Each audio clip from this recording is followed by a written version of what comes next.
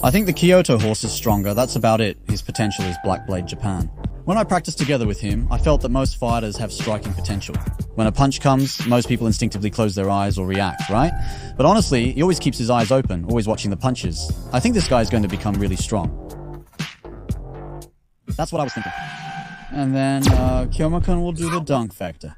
So I wanted to ask how you see that match. I think Kyoma will win, honestly. You mean just normally? I think he's stronger in striking. That's how much I believe in him.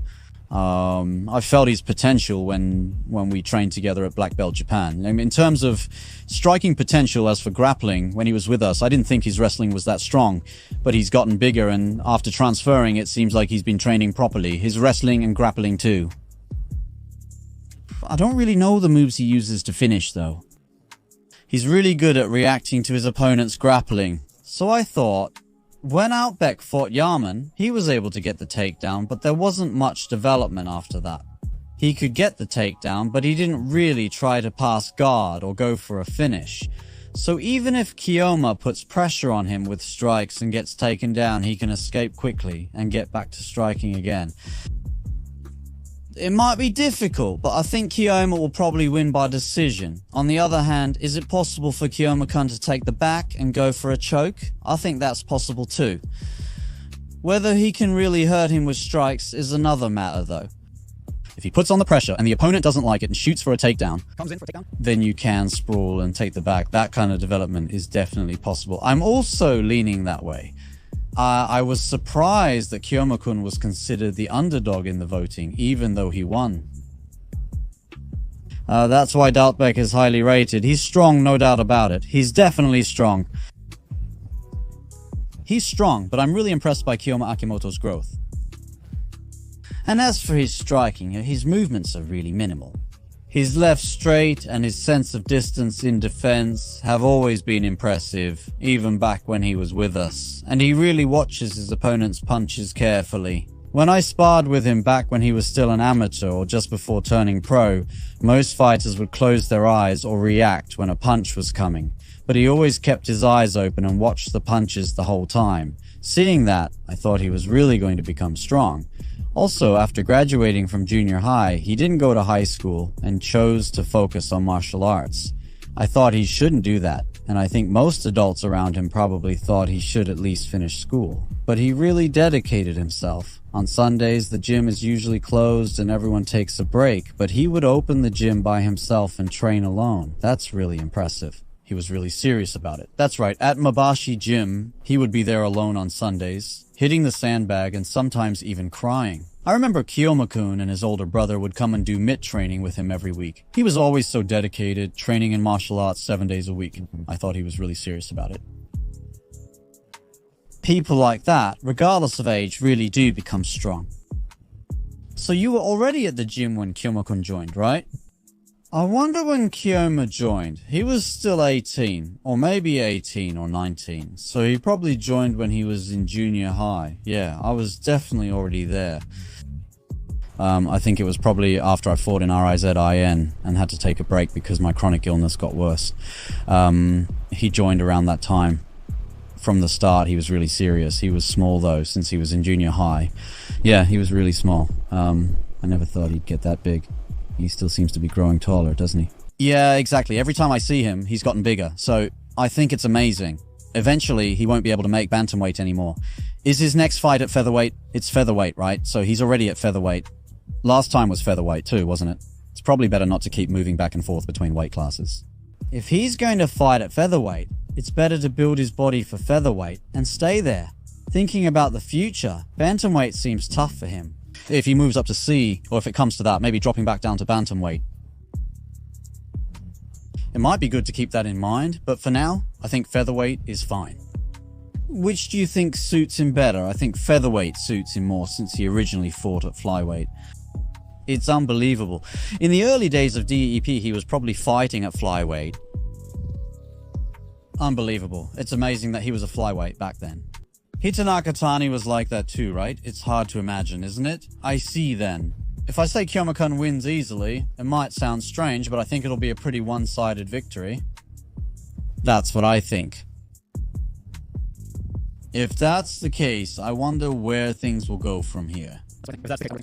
Is it Kyomitsu Akimoto? That would be a showdown with Shade Life, right? He also said he still has 2 matches left on his contract.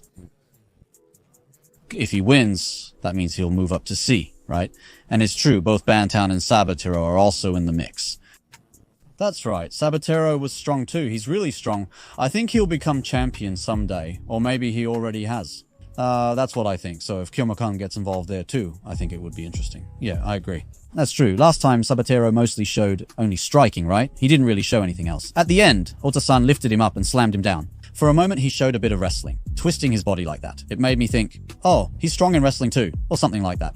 Yeah, that's right. You start to think, this guy's kind of dangerous, right? Even the title match. It's Naoki Inoue and Fukuda. Fukuda actually won, so he knows what he's doing.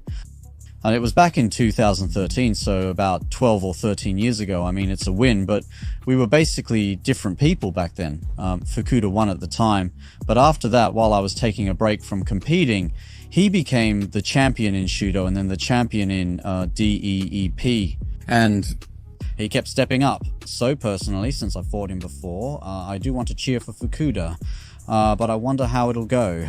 Inoue is also great with his striking. Inoue is outstanding too. He's really skilled and his defense is amazing too, so I'm actually looking forward to it. Honestly, I can't really imagine how it'll go. What do you think, on the other hand? Naoki Inoue is really impressive in terms of striking, and his defense is definitely solid too.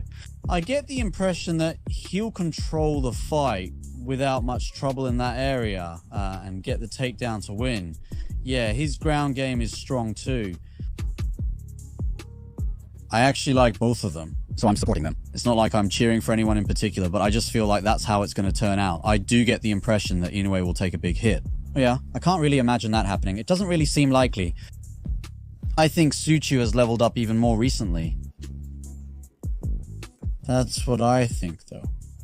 I actually like Samadero quite a bit. He's got a good character, right? I think he's pretty funny. Fukai is funny too, isn't he? Like, behind the scenes, he's actually a really good guy.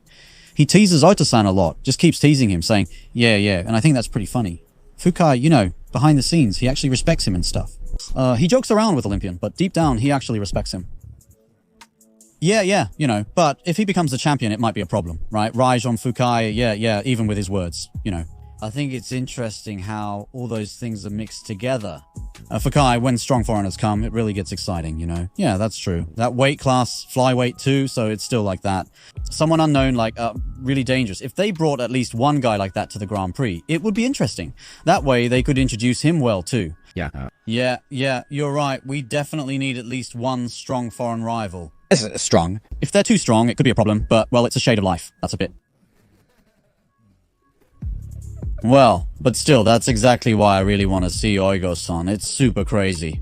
I want to see a showdown between a foreigner and Okikubo-san. I really want to see that. Can Okikubo Gisult do something like that? Everyone, are you on Instagram too? Please check it out. Please follow from the description box. I'm sorry, thank you. Do you drink protein shakes? I don't drink protein shakes. You don't drink them, huh? Yeah, I do drink them. There's that kiwi flavored one, but a lot of fighters drink this, right? You don't drink protein shakes, do you? I hardly ever drink protein shakes. The supplements I use are mainly amino acids and multivitamins. Do you like cucumbers? Yes, I like cucumbers. Are you okay? If you don't mind, the multivitamins are called Phyllis and Vitapower. Thank you very much. Sorry. It's got an iron. This cucumber is insanely delicious. If you don't mind, thank you very much. I'm really happy. It's delicious.